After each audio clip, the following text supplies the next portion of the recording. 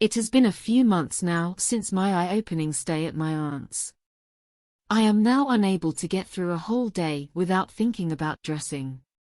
These past few months have pretty much been a dressing drought, not really any opportunities to obtain any clothing at all. No internet back then, certainly not brave enough to go and buy any clothing from a shop. Our next-door neighbor's house had been unoccupied for some time. I say house, it was the first in a line of small bungalows which usually housed elderly residents. Usually, the type of resident that was retired, and had been moved out of a larger council-owned family house to make way for a needy family. This particular afternoon was quite warm for the time of year. I was not doing much apart from laying down in my bed and listening to my record player. It wasn't turned up particularly loud, so I could hear most of the sounds outside through my open window. Suddenly, a truck pulled up outside. I knew what it was by the hiss of its air brakes. Thereafter lots of furniture was offloaded from the truck and was taken into the empty bungalow. A bit later, a car pulled up with an elderly lady and what must have been her son and daughter-in-law, possibly our new neighbor, I thought to myself. I didn't pay much attention anymore after that, until a knock came at the front door that evening. As I was the only one at home, I answered the door. Standing there was our new neighbor.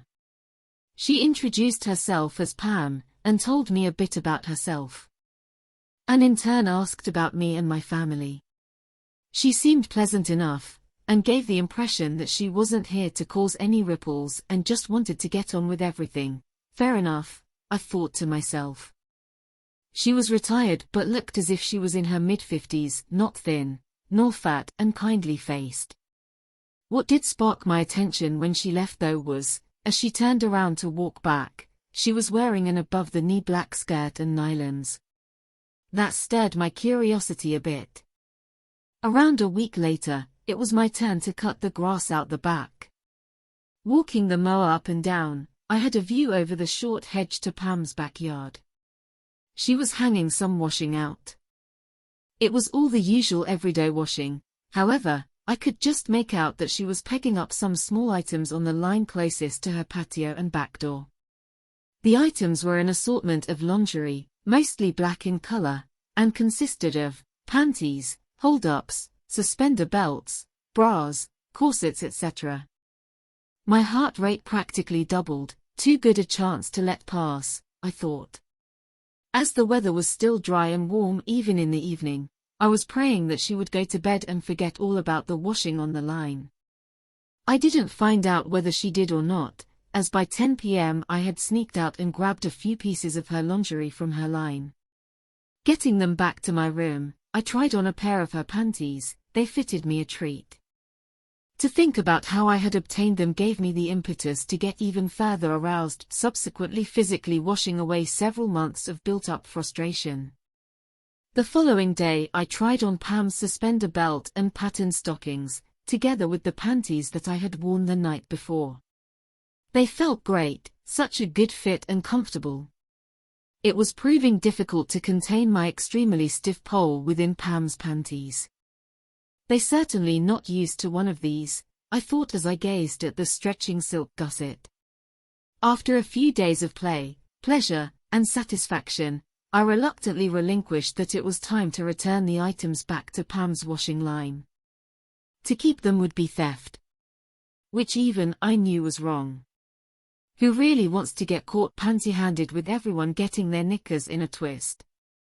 Not me. Chances are that Pam was too busy with everything and hadn't even noticed her missing smalls. Over the next few days there was quite a lot of activity from family and tradesmen going to and fro from Pam's property. Guilt finally got to me by the end of the week, so I hatched a plan to return Pam's lingerie that night once it had got dark. Sneaking over the hedge to Pam's, I headed to the part of the washing line to where I had taken them from. I hung them back up. They were all freshly washed again, of course. The next morning after both my parents had gone off to work, a knock came to the front door. I opened the door, There stood Pam. Admittedly, she did look good wearing a floral belted summer dress and tan nylons. I said morning to her. She didn't reply, instead, holding out her closed hands to reveal some familiar-looking lingerie. Recognize these? She calmly questioned. I said no, but she could see it in my eyes.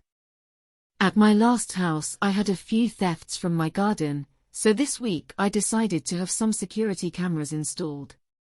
They quickly produced some interesting results. I looked down and apologized. Look, you keep them. At least you put them back. We'll start again, shall we? You never know, I might have some more clothing that I don't need, once I get around to sorting everything out. To be continued in part 2.